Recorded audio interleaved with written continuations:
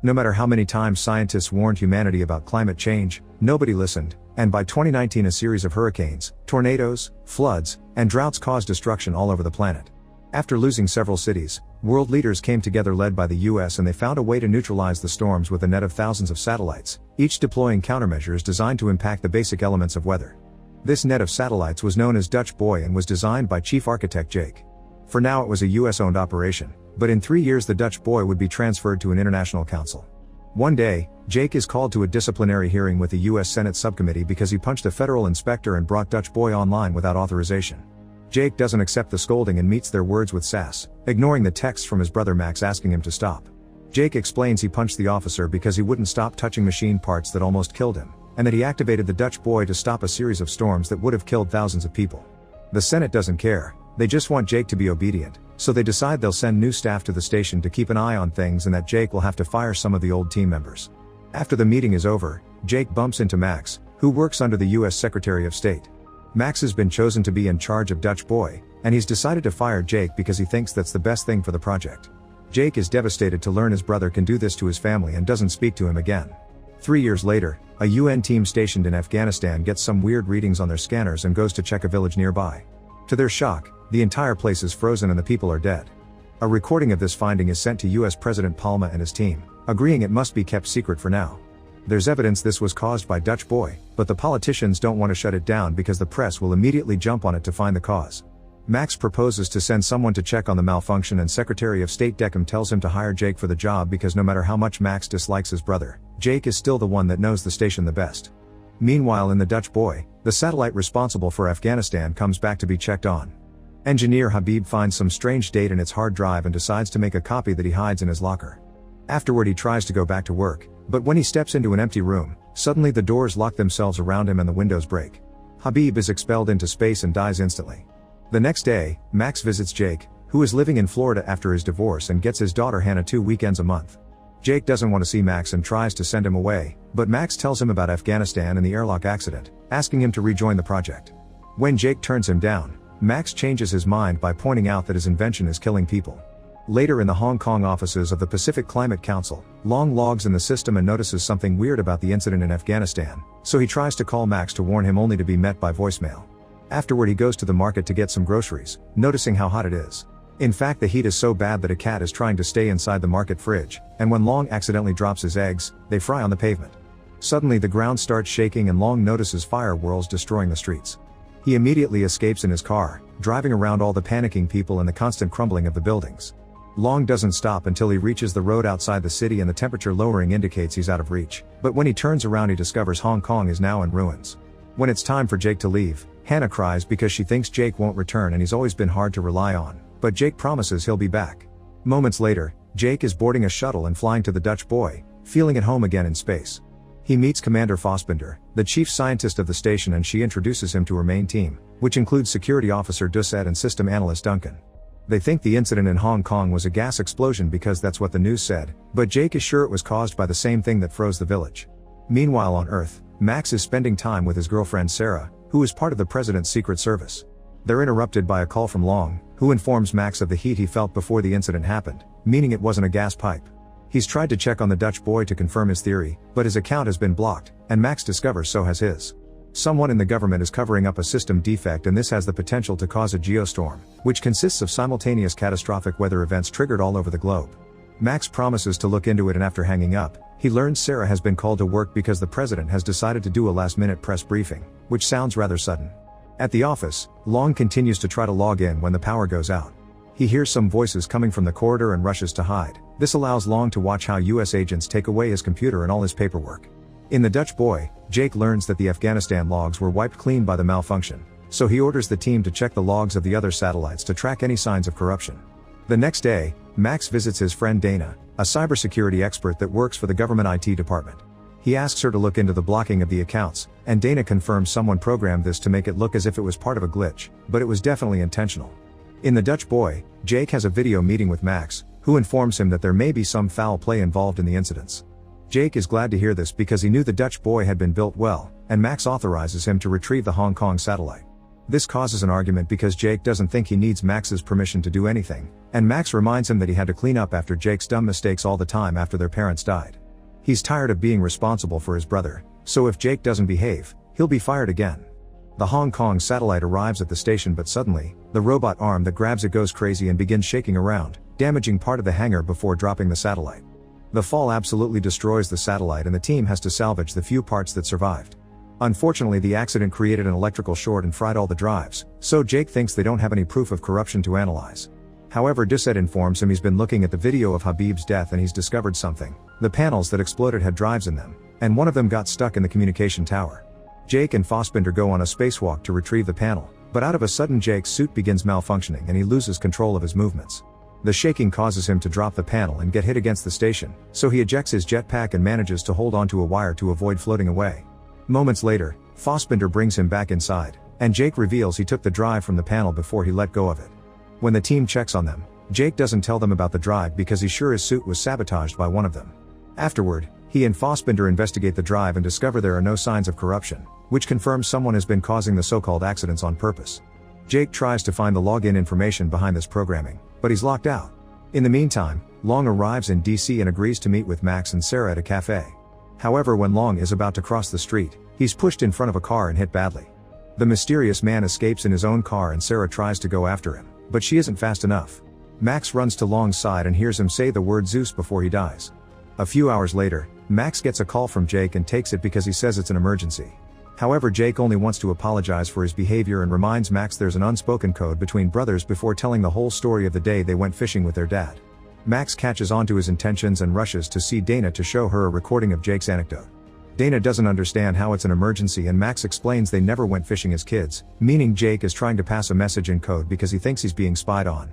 Max gives Dana the code they used as kids, and Dana puts together different minutes from the video to create the real message. Proof of sabotage at the highest level of government. Trust no one. Next, Max asks Dana to look into Project Zeus, and Dana finds a file that is double encrypted in a White House security network, which isn't hackable. She needs the right credentials to break it. Moments later, Sarah returns home and sees signs someone has broken in. She takes out her gun only to discover it's Max and Dana, who don't want anyone to know they're there. Max asks Sarah for her credentials to steal the information, and at first Sarah refuses because it would be breaking her oath, but she changes her mind when Max points out that if he's asking for something so serious it's because it's extremely important. Back to the Dutch boy, Jake and Fassbinder check the security cameras and discover Habib hid something in his locker. However, when they check it out, they find the locker empty. Suddenly Doucette appears pointing his gun at them, and since he doesn't immediately kill them, Jake understands Doucette wants to find out who killed Habib too. After confirming they're all on the same side, Doucette confesses Habib's things are in a different locker. He explains he saw the security cameras too and said nothing because he thought the criminal would reveal themselves by coming to destroy the items. The trio opens the right locker and finds the copy of the drive, which reveals someone has put a virus in the station's system. Meanwhile, Sarah gives Dana her login information, allowing her to find the files on Project Zeus. She finds a series of simulations that end with geostorms, and Max realizes someone used those simulations to make the storms happen for real. Afterward, Max has a video call with Jake to inform him someone is weaponizing the Dutch boy to attack specific cities, and Jake confirms they're doing it through the virus. He wants to shut down the Dutch boy temporarily, that way a reboot can flush out the virus. Max authorizes it, but there's a slight problem. The only one that has the kill codes is the president, and Jake doesn't trust Palma. Only someone with power can block their accounts, and it's no coincidence that in 3 weeks the US must hand control of Dutch boy to the International Council. Max asks Jake to keep an eye on the satellites while he finds a way to obtain the kill codes. A few hours later, President Palma is heading to Orlando for a national convention. Max approaches Sarah in secret and convinces her the conspiracy is real, so she must help him steal the codes. To get on the plane too, Max tells his bosses he's going to see his dad who lives in Florida.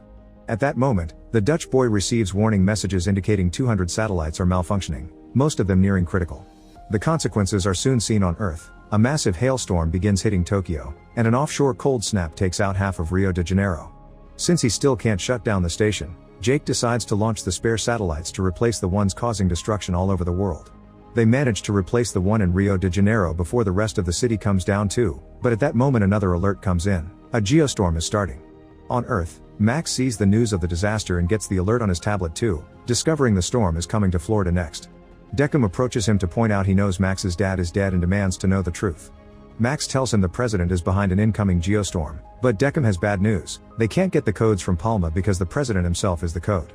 They need his fingerprints and his eyes to activate the shutdown, so they have no choice but to try to reason with him. At that moment, the Dutch boy crew is shocked to discover the station has initiated the self-destruct sequence on its own. They try to override the command but they're locked out by the system, and Jake realizes the only one with the knowledge to do this is Duncan. As the station begins exploding one area at a time, Jake tells the crew to evacuate before going to confront Duncan. He finds him still on the computers and begins beating him up, but Duncan has a gun hidden under his desk and uses it to get Jake off him. Then Duncan admits he did put the virus in the system, and that he accepted the corrupt payment from the government because his software engineer's salary is laughable. He also confesses he wants to watch the world burn. Jake moves quickly to disarm Duncan and beat him up again, but Duncan retrieves the gun and in the struggle, he accidentally shoots at a window. Immediately Jake runs into another room and locks the door while Duncan is ejected into space. Back in Florida, Deckham takes Max into a special room saying they'll talk to the president there, but it's all a trap. It turns out Deckham is the actual bad guy and the president knows nothing, so he tries to shoot Max for knowing too much. Max manages to escape through a back door and meets with Sarah, letting her know that a storm will kill everyone here, meaning Deckham will get rid of all the presidential candidates in one go. He gave Max control of the Dutch boy and told him to hire Jake on purpose, thinking the brothers' constant fighting would stop them from seeing the truth. Their only solution is to kidnap the president, so Max goes to get a car ready while Sarah shoots in the air, pretending she saw someone in the public about to shoot Palma. Emergency protocols are put into place while Sarah and another bodyguard escort the president, but as soon as they're alone in a corridor, Sarah knocks out the bodyguard and makes Palma come with her to a self-driving car Max hijacked. While everyone in the station evacuates, the Geostorm hits Earth. Tornadoes appear in Mumbai, a major heatwave strikes Moscow, and a mega tsunami slams into Dubai. A lightning storm hits Florida, and Max and Sarah manage to get the president out right before the stadium is destroyed. Deckham escapes just in time too and sends his men after Palma, who is being told the whole truth by Max. Sarah has to drive like crazy to dodge the lightning, the destroyed roads, and the shots coming from Deckham's men. There isn't much time left, so Sarah decides to drive backward to shoot at most of the men, then hits their car with hers. The car flips and explodes when it's hit by lightning. Nearby, Deckham gives his bodyguard a rocket launcher to shoot at the car with the president. The rocket hits its target and the car explodes, but suddenly Sarah appears behind Deckham and captures him.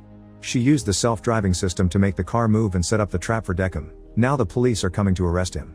Deckham tries to tell Palma he did it to get rid of their enemies and that he doesn't see it as genocide, because science is just playing God anyway, and he thinks Jake would agree since he invented such a powerful machine in the first place. Hearing his brother getting insulted causes Max to punch Deckham. The news begins covering all the natural disasters and the lack of response from the Dutch boy, which worries Hannah. While the last shuttle leaves, Jake decides to stay in the station because the reboot must be done manually. Fassbinder tries to stay too, but Jake sends her away.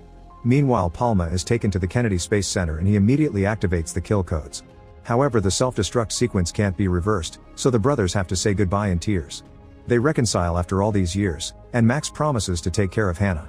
As the station continues to self-destruct, Jake runs to put on his astronaut suit and tries to reach the computer, but the door won't take his code. Fortunately, he's surprised to discover Fassbinder did stay behind and she knows an alternate way to leave. Together they reach the computer and manually do the rebooting. Fassbinder flushes out the virus while Jake shuts down the satellites, successfully stopping the Geostorm. At that moment the room explodes, and Jake and Fassbinder are left floating outside. Jake watches his creation die and discovers there's a satellite left, so they let the explosion wave push them toward it. The duo manages to get inside, but then the station finishes destroying itself and NASA loses contact with them, thus they can't control the satellite to bring it back. A light suddenly appears on the screen forming a mayday pattern. It turns out the satellite was pushed away by the explosion, meaning Jack and Fassbinder are fine. One of the evacuation shuttles goes back to pick them up, and a few hours later, everyone is safely back on Earth. Max reunites with Jake and they have their first hug in years. 6 months later, Jake, Max, and Hannah go fishing and find it boring, finally understanding why the siblings' dad never took them in the first place. Jake will return to space in a week to build a new station and wants a last happy moment with his family, but he promises he'll be back.